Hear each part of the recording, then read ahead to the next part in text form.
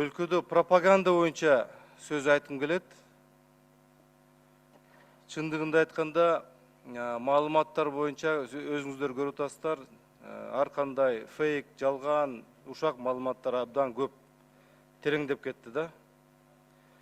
Өкмөт ушу пропаганда боюнча өзүнүн көз карашын, фактын, аргументтерин жана башка маалыматтарды мындай так даана жеткизе албай атат.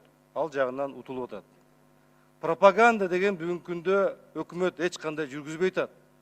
Мына кече биз айтып келатабыз, ат башы боюнча логистический центр өз учурунда, өз мезгилинде так жеткизе албай койду. Ар кандай ушак менен мына бүгүнкү күндө ушак жеңди деген айтсак болот.